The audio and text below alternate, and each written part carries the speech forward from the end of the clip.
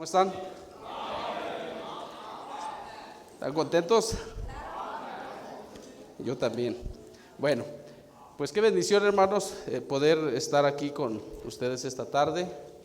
Gracias a Dios por su salvación. Gracias a Dios porque un día vio nuestra condición, nos amó, nos salvó y ahorita estamos aquí. ¿Sí? Vamos a ponernos de pie, hermanos. Vamos a leer nuestras Biblias en el libro de Lucas. En el libro de Lucas.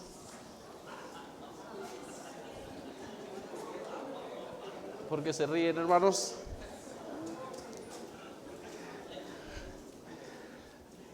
Esta pequeña predicación, hermanos, la denominé Un pueblo bien dispuesto. Vamos a leer ahí el capítulo 1 de Lucas. Vamos a leer como estamos acostumbrados. Iniciamos en el versículo número 8 y terminamos en el 17. Empezamos en el 8, terminamos en el 17, hermanos. Dice así: aconteció que ejerciendo Zacarías el sacerdocio delante de Dios, según el orden de su clase,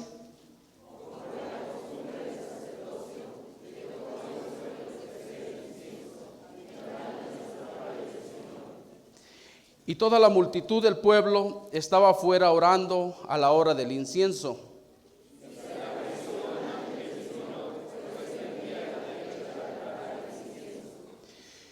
Y se turbó Zacarías al verle y le sobrecogió temor.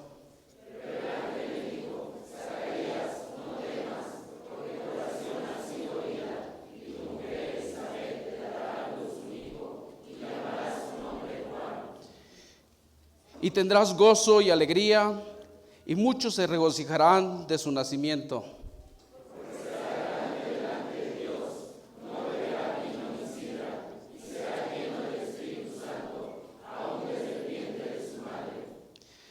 Y hará que muchos de los hijos de Israel se conviertan al Señor Dios de ellos. Poder de Elías, para hacer volver los corazones de los padres a los hijos y de los rebeldes a la prudencia de los justos, para preparar al Señor un pueblo bien dispuesto. Bien, en ese último versículo es donde quiero poner nuestra atención en esta tarde, donde dice: e irá delante de él con el espíritu y el poder de Elías, para hacer volver los corazones de los padres a los hijos y de los rebeldes a la prudencia de los justos, para preparar al Señor un pueblo bien dispuesto. Vamos a orar, hermanos. Inclinen su rostro, vamos a orar. Señor, ¿qué seríamos, Señor, si tú no estuvieras con nosotros? Únicamente en esta tarde, Señor, quiero pedir, Señor, tu bendición sobre tu pueblo, sobre tu iglesia, Señor. Ayúdame a mí, Señor, a poder predicar esta porción de tu palabra, Señor, y que sea ella, Señor, la que haga, Señor, los efectos que tenga que hacer en cada corazón, Señor. Tú conoces nuestra necesidad, tú conoces tu iglesia, tú conoces tu pueblo, Señor, y solamente queremos agradarte, Padre. Bendícenos, Señor. Nos ponemos en tus manos, Padre. Y si hay alguien que no te conoce, Señor, y que no esté seguro de su salvación, Señor, que hoy sea el día, Señor, que pueda conocerte. En el nombre de Cristo Jesús. Amén. Bien, hermanos. Aquí le nombré esta enseñanza un pueblo bien dispuesto. Si nosotros analizamos, hermanos, el contexto de este pasaje de las Escrituras, dice Lucas en el versículo 1, puesto que ya muchos han tratado de poner en orden la historia de las cosas que entre nosotros son ciertísimas, tal como nos los enseñaron desde el principio, tal como nos lo enseñaron los que desde el principio lo vieron con sus ojos y fueron ministrados de la palabra. Me ha parecido también a mí, después de haber investigado con diligencia todas las cosas desde su origen, escribírtelas por orden, oh excelentísimo Teófilo, para que conozcas bien la verdad de las cosas en las cuales has sido instruido. Lucas está escribiéndole este evangelio a Teófilo por la escritura que dice ahí: oh excelentísimo Teófilo. No se conoce más, no se dice más acerca de Teófilo en las escrituras. Sin embargo, hermanos, antes de que Lucas escribiese o que viniera el Nuevo Testamento a la iglesia, el pueblo de Dios había estado pasando por alrededor de 450 años sin profecía. ¿Cuántas generaciones creen ustedes que pueda haber en 450 años?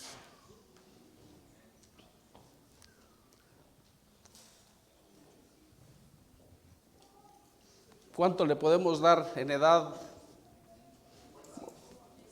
5, 6 generaciones. 5 o 6 generaciones de nosotros sin profecía, sin enseñanza bíblica, sin instrucción, sin dirección. Y la Biblia dice, hermanos, que sin profecía el pueblo se desenfrena. Sin dirección el pueblo se desenfrena. Después de estos 450 años, durante todo este tiempo, muchas gracias, hermano, durante todo este tiempo sucedieron muchas cosas. Fueron conquistados por los griegos, después los romanos. Empezaron a crecer muchos grupos políticos, religiosos en el pueblo de Israel. De entre ellos empezó a haber divisiones, empezó a traer confusión.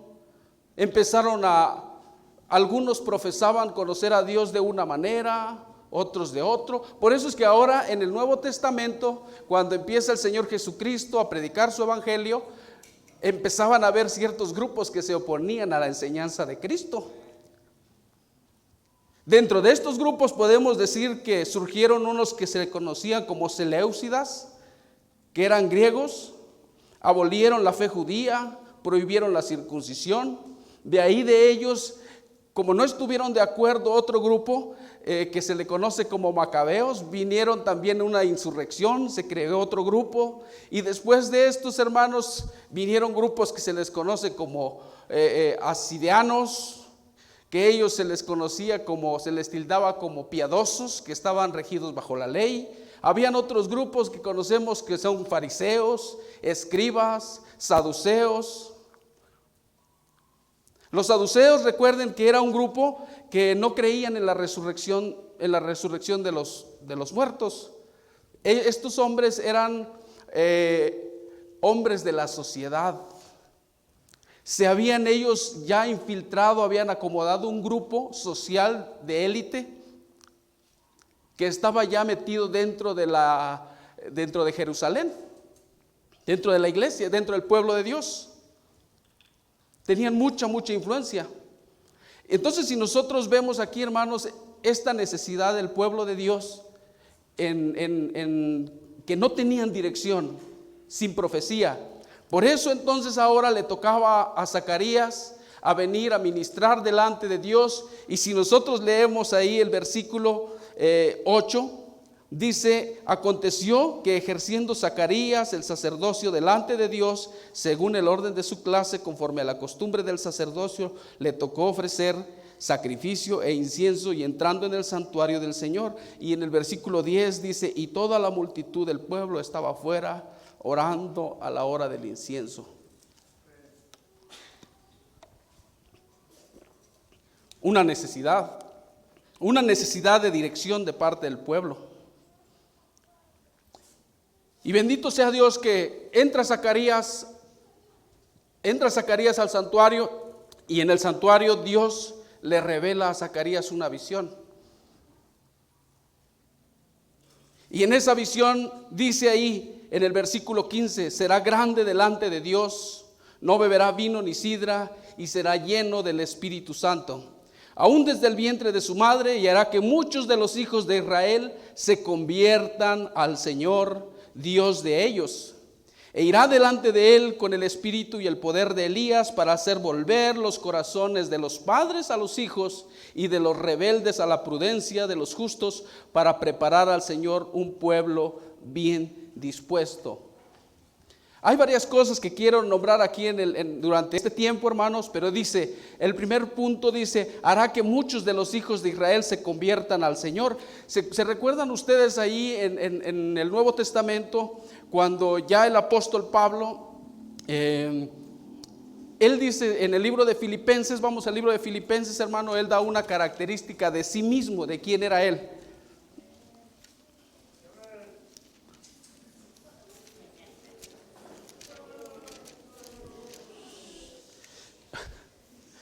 Filipenses capítulo 3, versículo número 4. Aunque yo tengo también de qué confiar en la carne, si alguno piensa que tiene que confiar en la carne, yo más. Circuncidado al 8º día, del linaje de Israel, de la tribu de Benjamín, hebreo de hebreos, en cuanto a la ley, fariseo, en cuanto al celo, perseguidor de la iglesia, en cuanto a la justicia que es en la ley, irreprensible. Pero cuantas cosas que eran para mí ganancia, las he estimado como pérdida. El apóstol Pablo expresó que para él lo más importante en su grupo religioso era lo que él profesaba y lo que él creía. Él decía, yo soy religioso, yo soy del grupo de los fariseos, yo tengo este conocimiento y esto es lo que me caracteriza a mí. Pero Dios, así como a nosotros un día, lo que tú hayas profesado, hermano, siendo lo que tú eres, ahora pues ya, pues algunos nos ponemos un saquito, no sé. Pero siendo honestos, ¿cómo crecimos? ¿Dónde crecimos? ¿Qué somos? Y el apóstol Pablo, siendo lo que él era, Cristo llegó a su vida. Y cuando Cristo llega a su vida, lo impacta, lo transforma, le cambia la mentalidad, le da un nuevo nombre. Su prioridad del apóstol Pablo era esa, él mismo se sentía, yo soy hebreo de hebreos, soy fariseo. Pero ahora, dice el apóstol Pablo, cuantas cosas eran para mí ganancia, las he estimado como pérdida. Eso que yo era antes, ahora para mí eso es basura, eso es estiércol, no vale nada.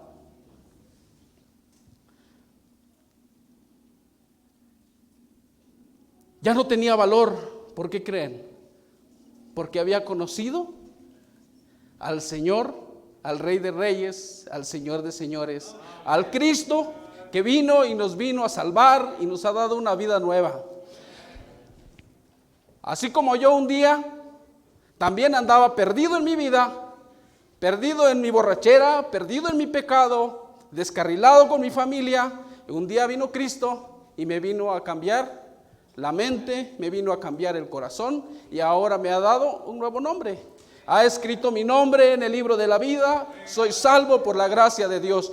Lo mismo el apóstol Pablo, ahora por eso decía, por eso era la importancia de este evento maravilloso de la venida de Juan el Bautista. ¿Por qué? Porque Juan el Bautista traía una misión, sí, preparar los caminos del Señor, pero ¿saben qué? Para preparar también un pueblo bien dispuesto por la llegada del Señor Jesucristo a nuestras vidas. Y esa es la iglesia, hermanos. Esa es la iglesia. Sin embargo, hay algo, hermanos. Hay muchas cosas que nos estorban. Hay muchas cosas que nos estorban.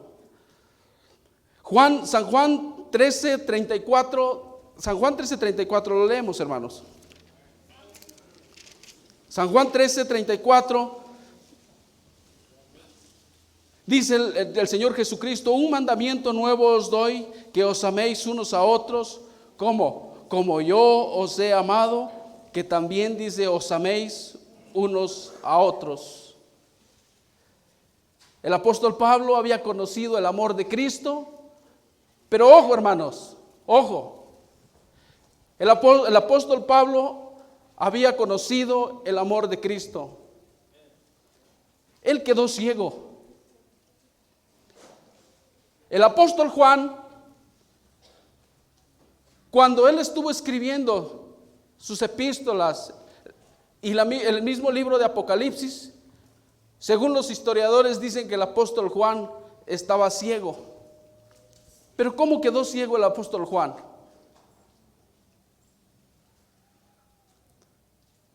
En los tiempos antiguos, hermanos, había un instrumento. Ustedes han visto cómo sacan, cuando han ido a comprarse un helado, y cuando piden, dice, ¿con una o con dos bolitas? Y dicen, no, ¿con una o con dos? Bueno, ustedes han visto ese instrumento que agarran y hacen esa cucharita así para poder sacar la bolita y ponértelo en tu helado. Algo similar a eso existía en la antigüedad, hermanos. Como si fuera una cucharita, las calentaban al rojo vivo y les agarraban y les sacaban los ojos.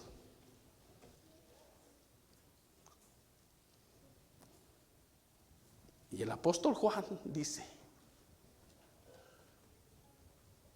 de tal manera amó Dios al mundo que ha dado a su Hijo unigénito. Con ese amor que Él me amó a mí, yo también lo estoy conociendo. El apóstol Juan mismo está diciendo, toda la epístola de primera de Juan habla acerca del amor, habla acerca del amor de Dios.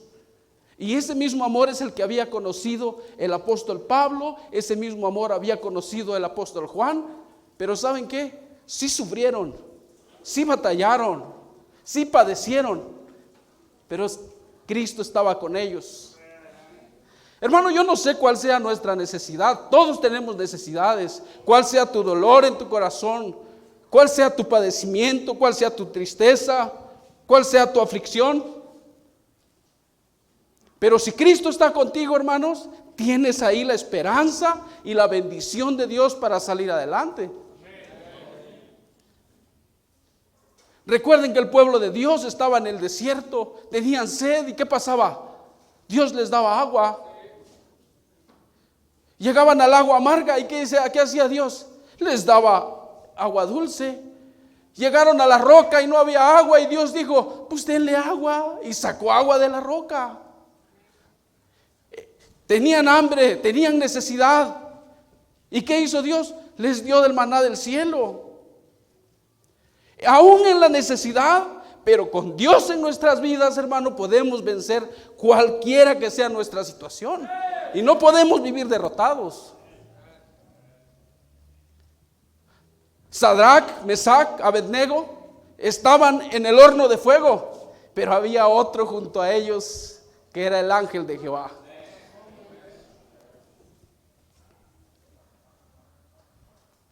Ese es el que había conocido el apóstol Pablo. Ese es el que había conocido el apóstol Juan. Y ese es el mismo que se nos ha revelado a nosotros por su Santo Espíritu, y lo tenemos en nuestros corazones, hermanos.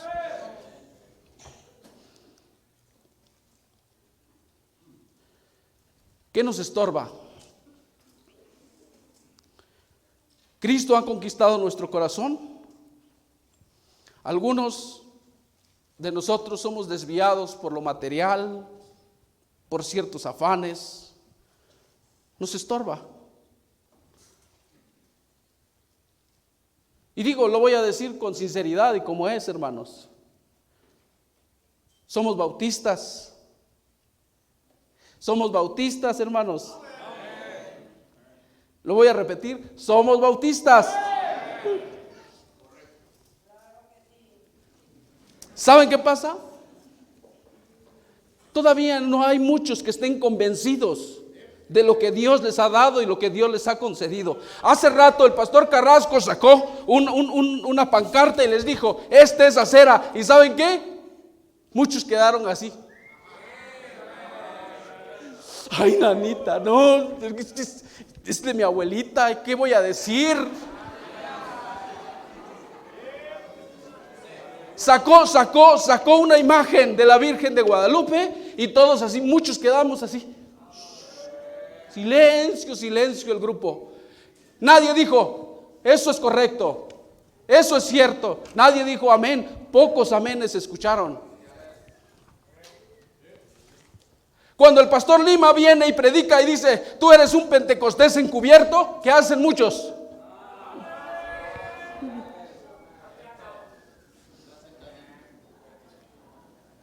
¿Por qué? Porque tú todavía no estás convencido de lo que Dios te ha concedido y de lo que Dios te ha dado, y todavía sientes ahí una raíz de como dice el pastor, hay un himno una canción de los pentecostés que él canta, no sé cómo, sumérgeme. Todavía nace en ti ese sumérgeme. No lo quieres dejar, todavía te sientes identificado con los escribas, con los fariseos, con los saduceos, pero Cristo llegó a tu vida para darte libertad, darte salvación, hermano. Ya tenemos que desechar todos esos complejos que tenemos en nuestra mente, en nuestro corazón, y afirmarnos lo que nosotros hemos decidido creer. Porque es una decisión lo que tú tienes que tomar. Nuestra fe no está basada, decía el apóstol Pedro, en fábulas artificiosas, sino que, ¿qué dice él? Lo que vieron nuestros ojos. Pero por si eso no falló, tenemos también la palabra profética más segura, a la cual estáis bien en estar atentos, dice la Biblia. Y este es nuestro fundamento, hermanos. Por eso necesitamos a Juan el Bautista, hermanos. Y gloria a Dios porque nos ha dado a Juan el Bautista en nuestra iglesia. Gloria a Dios porque nos ha dado un pastor que nos predica y nos enseña lo que nosotros no queremos escuchar a veces. Nos enseña lo que Dios le dirige a enseñarlo. ¿Por qué? Porque es una necesidad de nuestra iglesia. Y esto es una necesidad de afianzar nuestros corazones para vivir lo que Dios nos ha concedido. Entonces, por eso necesitamos a Juan el Bautista para preparar un pueblo bien dispuesto. Pero luego dice, con el espíritu y el poder de Elías. Da ciertas características de Juan el Bautista. Él es el Elías. Si nosotros estudiamos ciertas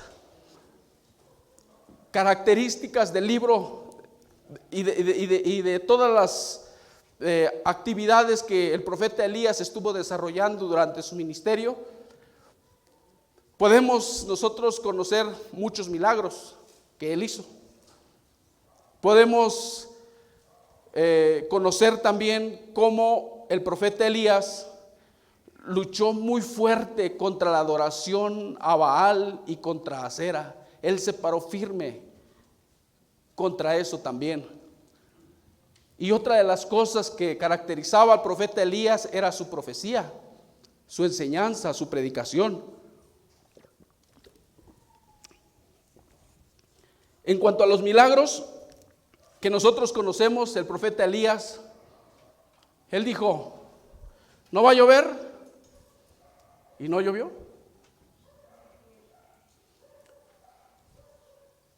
Lo conocemos eso, ahí está en Primera de Reyes capítulo 17. Otra de las características que tuvo el profeta Elías fue acerca de la adoración a Baal. El profeta Elías solo contra 450 pentecostés y otros 400 testigos de Jehová.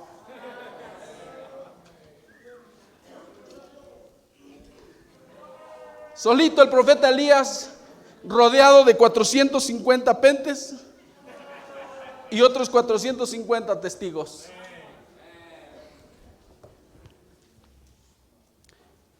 ¿Cuál era el propósito cuando él llamó al pueblo de Dios? En este desafío, el profeta de Dios debía de confirmar al pueblo quién era el Dios verdadero.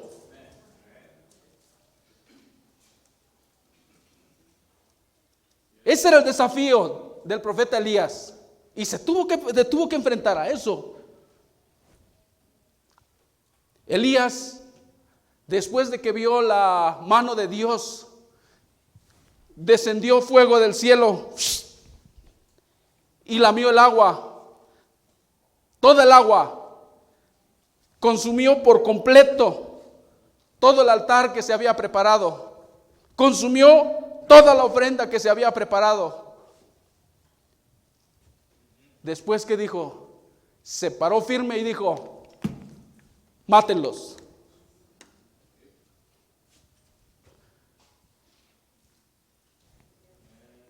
Mátenlos.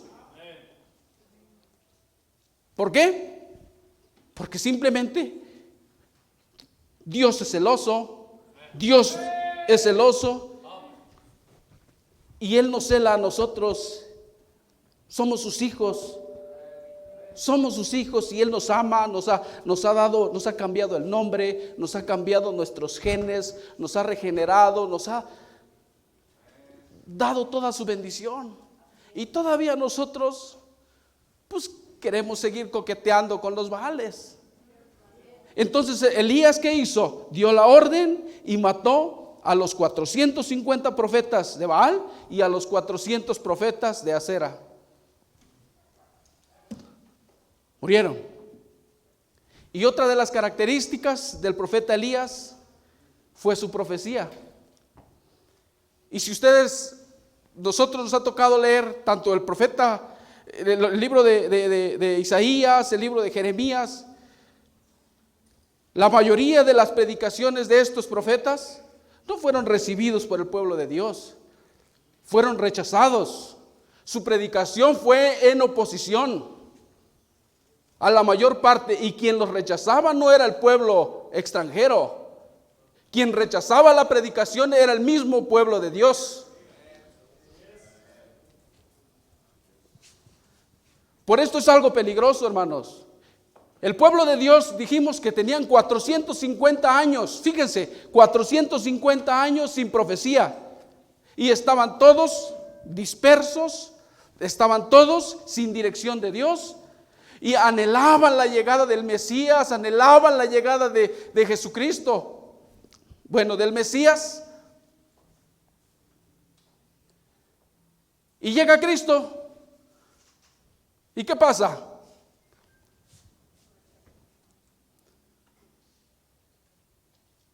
Después de 450 años sin profecía, llega Jesús a sus vidas.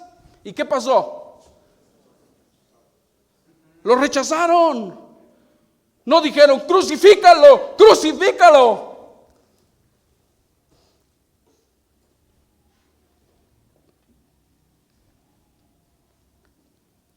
Lo mismo ahora viene Jeremías tratando de decirle al pueblo: oigan, dice Dios que se están portando mal.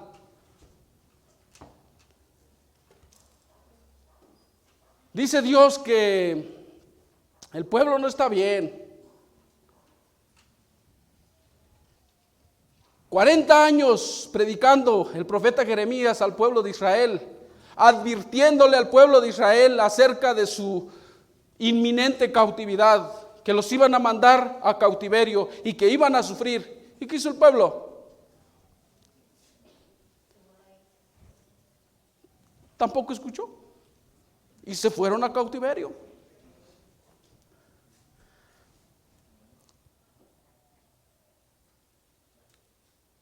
Llegamos a los pies de Cristo, anhelando que Cristo cambie nuestras vidas. Y una enseñanza del pastor, una enseñanza del hermano César o de cualquier otro hermano, dices: yo me voy.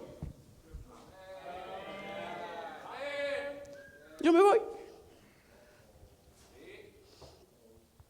No me gusta. No me gusta. Así era. Y así estaba la condición del pueblo de Dios cuando vino Juan el Bautista. Por eso Dios dijo: hey, hay una necesidad. Por eso yo quiero enfatizar aquí, Lucas expresó que vendría el Salvador, que vendría el Cristo, pero Dios ya sabía que no había disposición del pueblo de Dios. Dios ya sabía que no había disposición del pueblo de Dios. Vamos a leer ahí lo que dice el libro de Juan, en el libro de Juan capítulo 1.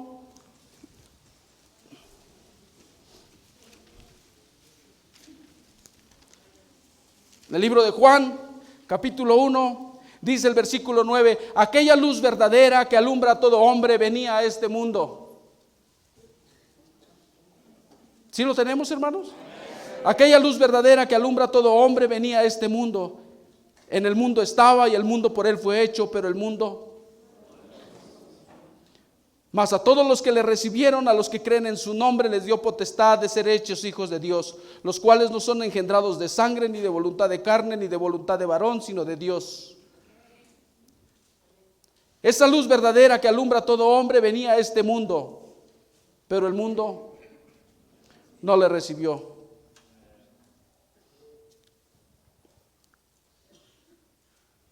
Esa luz verdadera es nuestra esperanza, hermanos. Esa luz verdadera es nuestra convicción de que cuando nosotros vamos a morir, nosotros no vamos a ir al infierno. No porque seamos buenos, sino porque Él lo prometió y su sangre preciosa es la que nos limpia de todo pecado, dice la Biblia. Esa luz verdadera es la esperanza de nosotros, una esperanza eterna. Esa luz verdadera es la esperanza para nuestros hijos. Esa luz verdadera es la esperanza para nuestros matrimonios. Es la única esperanza para alcanzar el perdón, la paz de Dios, el consuelo de Dios. Es la única esperanza. No tenemos otra. Señor, ¿a dónde más iremos? ¿A dónde más iremos? Si solamente tú tienes palabras de vida eterna. ¿A dónde más vas a ir, hermano? Si tu corazón ahorita está contaminado y tienes raíces de amargura en tu corazón y que decidas en tu corazón, no tarda, yo esto no me agrada, yo esto no, ¿a dónde más vas a ir?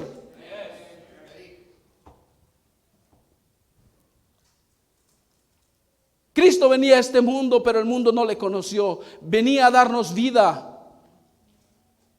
y a cambio fue crucificado, no abrió su boca, como cordero enmudeció, y aún a eso expresó: Señor, perdónalos porque no saben lo que hacen. Qué amor de Dios, hermanos. Pero ¿qué hacemos con la profecía? Jeremías predicó, advirtió al pueblo la venida inminente de la cautividad de Babilonia. Predicó 40 años.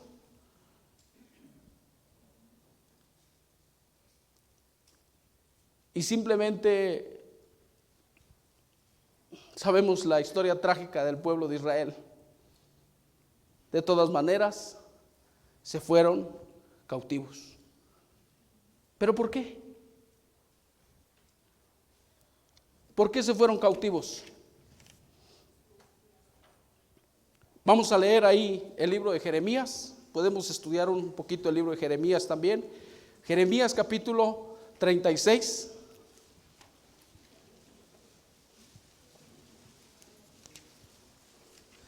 ¿Se saben esa historia, hermanos? Está interesante el chisme.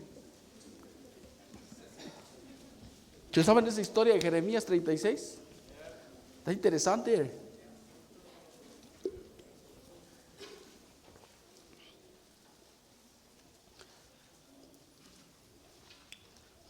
Joacim, rey de Judá. Joacim, rey de Judá, estaba siendo advertido por Jeremías. Pero como no le gustó la enseñanza y la profecía, agarró a Jeremías y lo encarceló. Entonces viene Jeremías y le dice a su compa, a Baruch: le dice, oye, tú escríbele. De todas maneras vamos a hacerle llegar la profecía. A como dé lugar tiene que llegar. Le dice a Baruc, escríbele y vamos a decirle al rey lo que viene.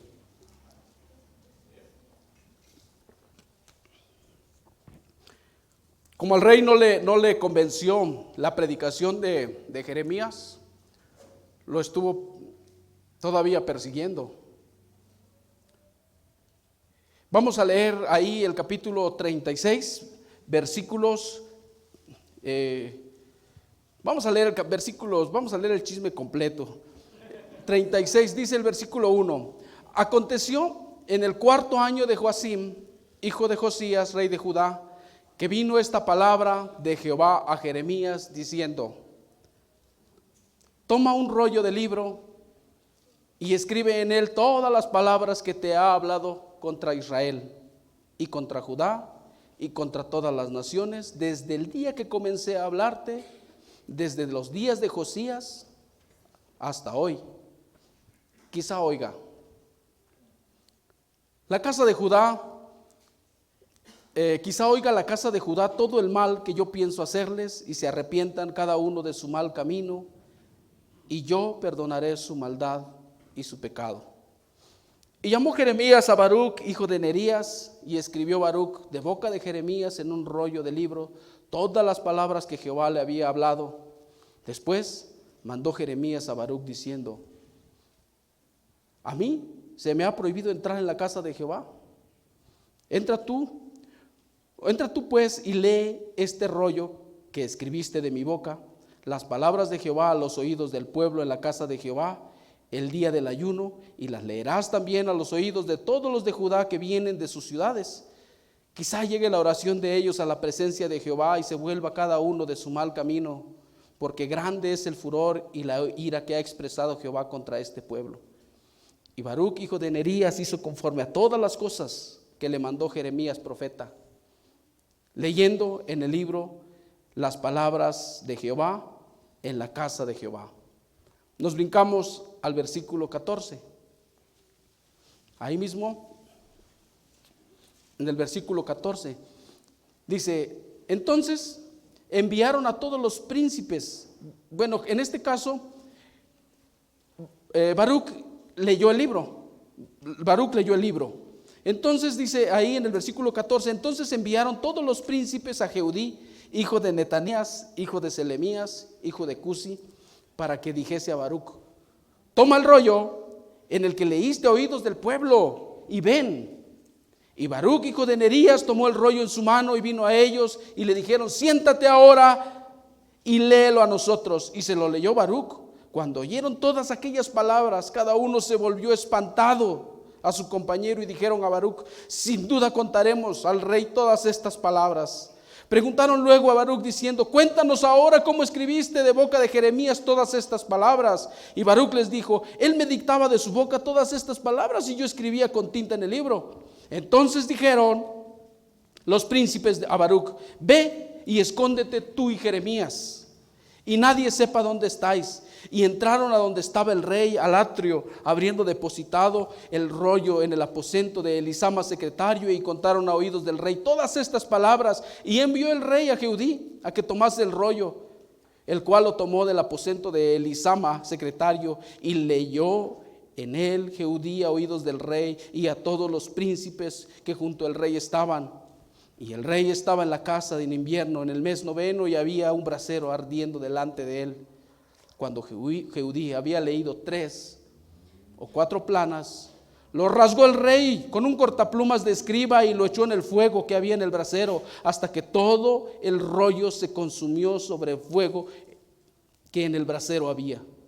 Y no tuvieron temor ni rasgaron sus vestidos el rey y todos los siervos que oyeron todas estas palabras. Dios queriendo amonestar al pueblo, Dios queriéndole dar dirección al pueblo de Dios a través de la predicación, hermanos. A través de la predicación. ¿Y qué hacemos? Hacemos lo que hizo el rey. No se trata del predicador, hermanos. No se trata del predicador.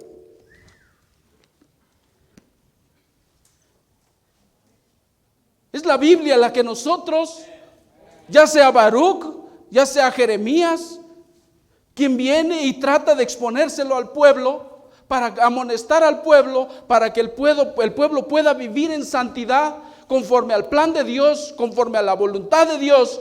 Pero ¿qué hace el rey? ¿Qué hace el rey? Rasga y tira y desecha la predicación.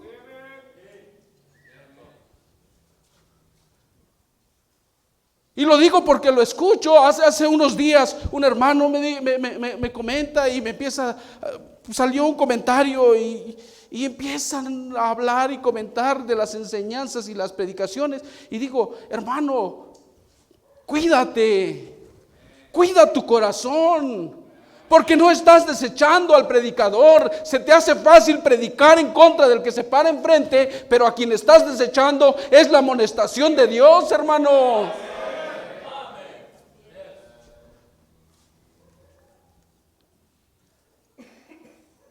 Tenemos que cuidar nuestros corazones.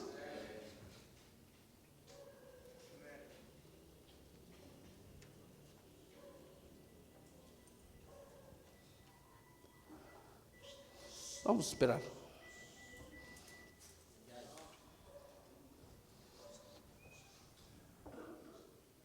Tenemos que cuidar nuestros corazones, hermanos. Ya basta, hermanos, porque se escucha. De cierto, dice, de cierto se escucha que hay entre vosotros, de cierto se escucha que hay entre vosotros, hay pleitos, hay diferencias.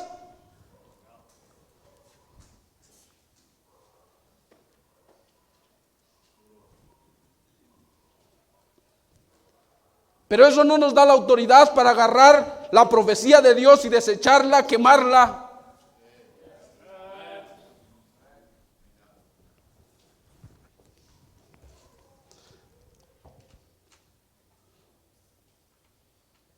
No podemos vivir así, hermanos. Dice ahí el versículo 25, y aunque el Natán y Delaías y Gemaías rogaron al rey que no quemase el rollo, pero él dice no los quiso oír. Porque el hermano no te cae bien, desechas el rollo.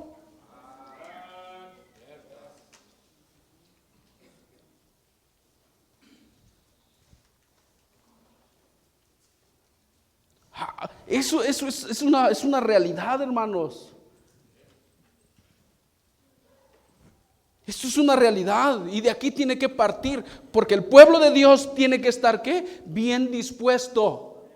Si queremos que Cristo haga la diferencia en nuestras vidas, tenemos que estar bien dispuestos. Si queremos anhelar que Cristo haga una obra especial en nuestros hijos, tenemos que estar bien dispuestos y tenemos que tragarnos aunque sea nuestros corajes, tenemos que tragarnos aunque sean nuestros disgustos, pero ¿sabes qué? El propósito vale la pena.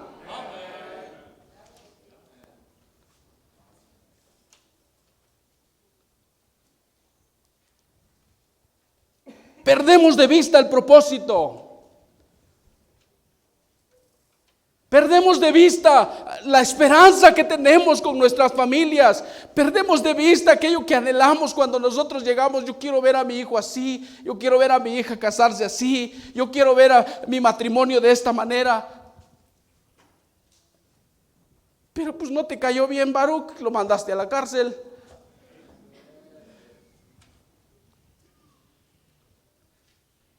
No te cae bien Jeremías, ese mételo, refúndelo más, este no lo quiero escuchar. Y si salen.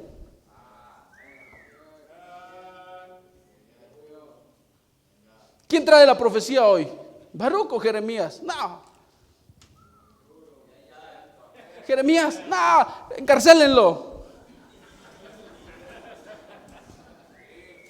Jeremías, encarcélenlo. Si es Baruch, sí, pues hay más o menos.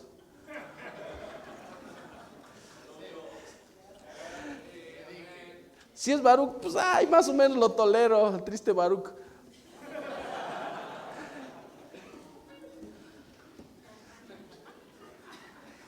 Pero desechamos la bendición de Dios.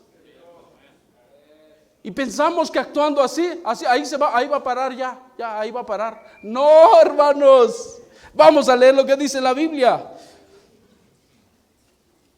Versículo 27, y vino palabra de Jehová a Jeremías, pues que el rey quemó el rollo, las palabras que Baruch había escrito de boca de Jeremías, diciendo: vuelve a tomar otro rollo y escribe en él todas las palabras, las primeras que estaban en el primer rollo que quemó Joacim, rey de Judá, y las dirás a Joacim, rey de Judá. Así ha dicho Jehová: tú quemaste este rollo diciendo: ¿por qué escribiste en él? Diciendo: de cierto vendrá el rey de Babilonia y destruirá esta tierra y hará que no queden en ella ni hombres ni animales. Por tanto, así ha dicho Jehová acerca de Joacim, rey de Judá: no tendrá quien se siente sobre el trono de David, y su cuerpo será echado al calor del día y el hielo de la noche. Y vean lo que dice ahí, hermano, y pongan atención, pongamos atención, por favor, hermanos. Dice: y castigaré su maldad en él y en su descendencia.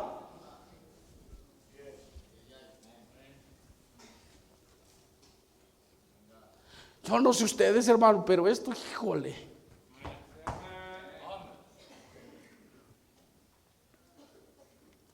Castigaré tu maldad, Joacim. Sigue desechando el rollo. Sigue quemando el rollo. Y yo voy a castigar tu maldad. Pero no nada más vas a ser tú. También me llevo a tus hijos. También me llevo a tu descendencia por tu maldad. Por eso el apóstol, por eso cuando nosotros leímos ahí en el capítulo número 1 de Lucas, regresamos, hermanos. Por eso en el capítulo 1 de Lucas ahí lo tenemos.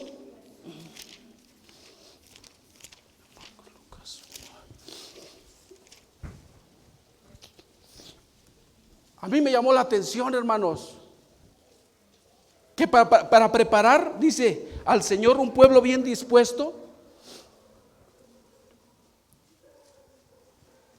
Para preparar al Señor un pueblo bien dispuesto, dice la Biblia, hermanos, que, fíjense, hermanos, leemos ahí el versículo 17: e irá delante de él con el poder y el espíritu de Elías, para hacer volver los corazones de los padres a los hijos y de los rebeldes a la prudencia. Pero dice, para hacer volver el corazón ¿de quién, hermanos? Para hacer volver el corazón de los padres a los hijos.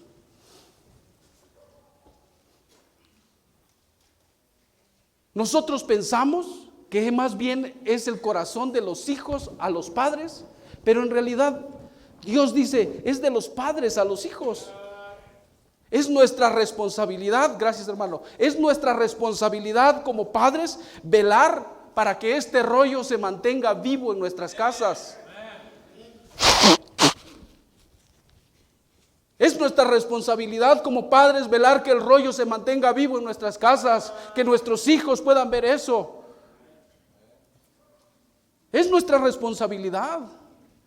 Tenemos que hacer volver el corazón de los padres a los hijos y de los rebeldes a la prudencia de los justos, para preparar al Señor un pueblo bien dispuesto. Entonces Dios le está diciendo aquí al pueblo de Dios, aquí en Jeremías, nuevamente regresamos a Jeremías capítulo 36, le dijo Dios, mira, tú desechaste el primer rollo, Jeremías, pero ¿sabes qué? Te voy a mandar otro segundo rollo y te lo voy a mandar más cargadito. Así es lo que dice aquí. Tú desechaste el primero, te lo voy a mandar un poquito más cargadito. A mí me gusta el café más cargadito.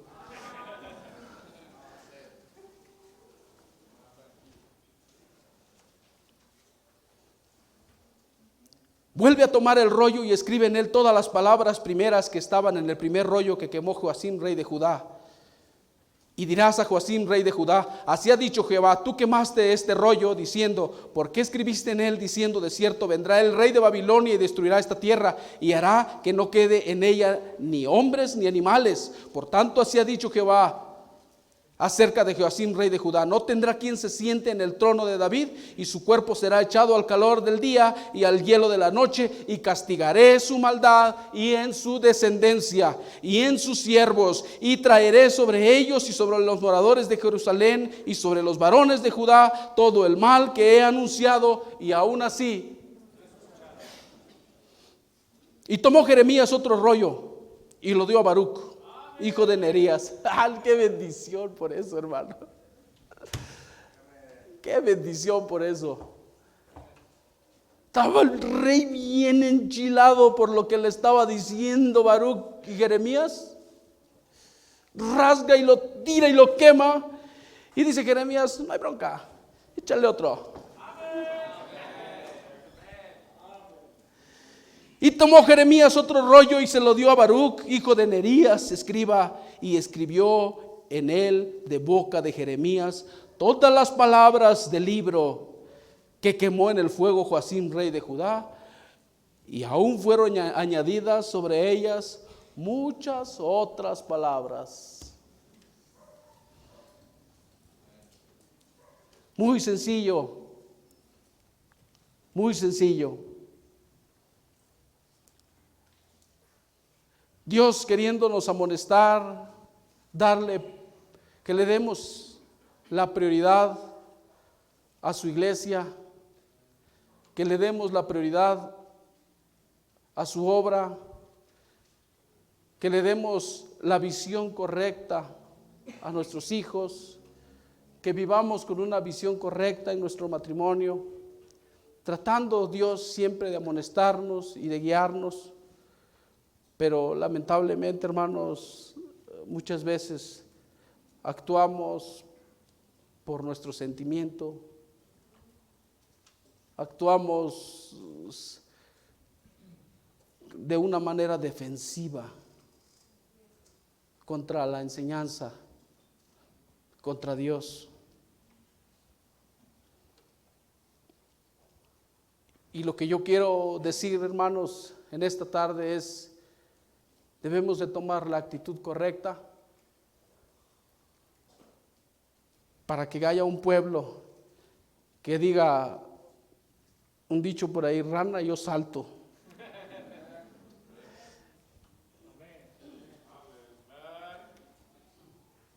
Se vienen las actividades de las conferencias que tenemos de aniversario, y el pueblo tiene que estar bien dispuesto. Una buena actitud, hermanos. Una actitud de compañerismo. Una actitud de hermanos. Podemos solucionar nuestras diferencias, hermano, con sabiduría. No significa que no exista sabiduría. No significa que no exista modo de poder arreglar las cosas. Tenemos que hacerlo con sabiduría, hermanos. Procurar siempre que Dios nos guíe a soportar, a vivir bajo la dirección divina de este libro, hermanos. Porque no va a haber de otra manera. Si tú sigues guiando tu vida, tu hogar, de la manera como tú piensas, hermano, te lamentamos decir siempre que Dios en sus infinitas misericordias siempre nos extiende su bendición, ¿verdad? Pero hermanos, nos va a costar mucho llanto, nos va a costar mucho dolor, nos va a costar mucha tristeza. Si mi pueblo se humillare, si mi pueblo se humillare, es lo que Dios quiere de nosotros. Un corazón contrito y humillado Dios no desecha. Habían dos ladrones crucificados, uno a un lado de Cristo, otro al otro. El uno le injuriaba, le decía: si tú eres el Cristo, el Hijo de Dios, desciende de esa cruz, sálvate y sálvanos a nosotros. Pero hubo otro que reconoció su necesidad y le dijo: Señor, acuérdate de mí cuando vengas en tu reino. Y Cristo le salvó. Cristo no lo desechó. Cristo le dijo: de cierto te digo que hoy estarás conmigo en el paraíso. Todos padecemos, todos pasamos momentos difíciles, hermanos. Pero no estamos para amargarnos, no estamos para, hermanos, la Biblia dice, cierto, a nosotros, cada uno de nosotros somos probados.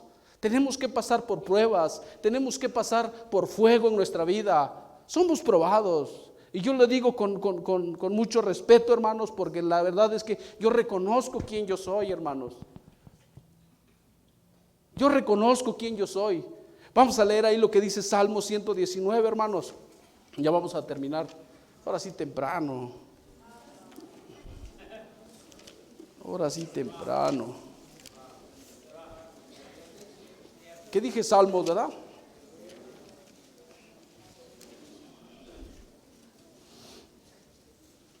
Salmo 119, dice el versículo 67.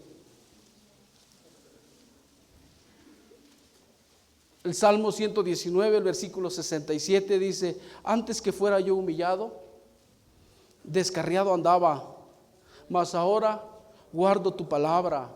Bueno eres tú y bienhechor, enséñame tus estatutos. Contra mí forjaron mentira los soberbios, mas yo guardaré de todo corazón tus mandamientos. Se engrosó el corazón de ellos como sebo, mas yo en tu ley me he regocijado. Vean lo que dice el versículo 71, hermanos. Bueno me es haber sido humillado para que aprenda tus estatutos. Mejor es la ley de tu boca que millares de oro y plata. Y personalmente, hermanos, yo he atesorado este versículo para mí. Por eso lo digo, hermano, con mucho respeto y con temor. Siempre yo digo lo que estoy comentando, lo que estoy predicando, hermanos. Porque para mí, bueno me fue haber sido humillado, hermanos.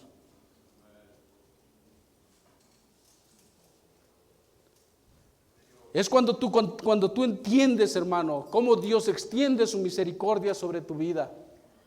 Cómo Dios te da una nueva oportunidad para vivir, para corregir lo deficiente. Pero tenemos que llegar con un corazón limpio delante de Dios, con un corazón humilde delante de Dios y aceptar que nos hemos equivocado. Cuando el profeta Natán reprende al profeta a David por el pecado que él había cometido,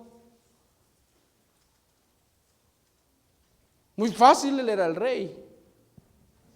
Él era el rey, pudo haber tomado una actitud de decir: ¿tú qué? Yo soy el rey. Tenía derecho a tomar cualquier mujer. Podía hacerlo.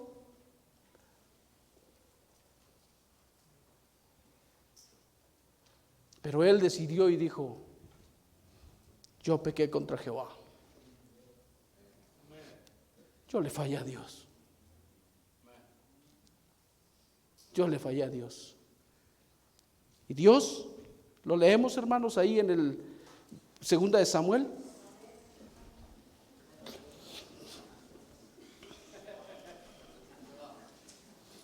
Segunda de Samuel, capítulo 12.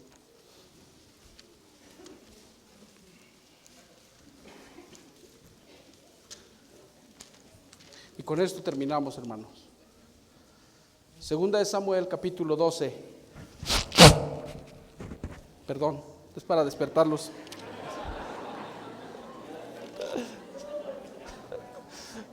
Perdón, fue para despertarlos. Segunda de Samuel 12.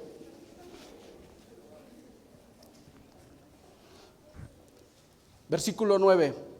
Versículo 7. Entonces dijo Natán a David: tú eres aquel hombre. Así ha dicho Jehová, Dios de Israel: yo te ungí por rey sobre Israel y te libré de la mano de Saúl. Y te di la casa de tu señor y las mujeres de tu señor en tu seno. Además, te di la casa de Israel y de Judá. Y si esto fuera poco, te habría añadido mucho más. ¿Por qué pues tuviste en poco la palabra de Jehová, haciendo lo malo delante de sus ojos? A Urías Heteo heriste espada y tomaste por mujer a su mujer, y a él lo mataste con la espada de los hijos de Amón, por lo cual ahora no se apartará jamás de tu casa la espada, por cuanto me menospreciaste y tomaste la mujer de Urías Heteo para que fuese tu mujer. Así ha dicho Jehová: he aquí yo haré levantar el mal sobre ti de tu misma casa, y tomaré tus mujeres delante de tus ojos y las daré a tu prójimo, el cual yacerá con tus mujeres a la vista del sol. Porque tú lo hiciste en secreto, mas yo haré esto delante de todo Israel y a pleno sol. Entonces dijo David a Natán: pequé contra Jehová. Y Natán dijo a David: también Jehová ha redimido tu pecado, no morirás.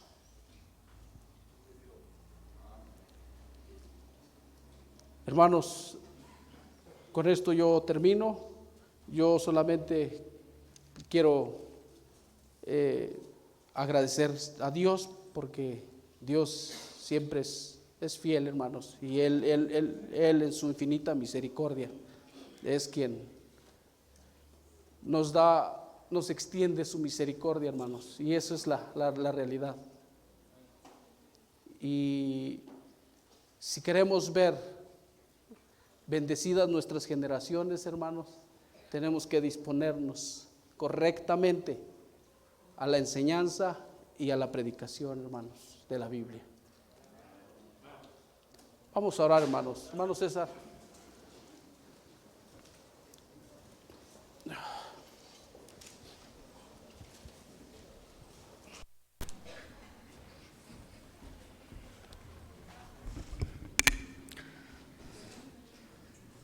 Hermano, hermana, si Dios te habló, solo tienes que venir y tomar una decisión. ¿Cómo está tu corazón, hermano? ¿Estás dispuesto a escuchar la palabra de Dios? ¿Estás dispuesto a hacer la voluntad de Dios? ¿Estás dispuesto a perdonar?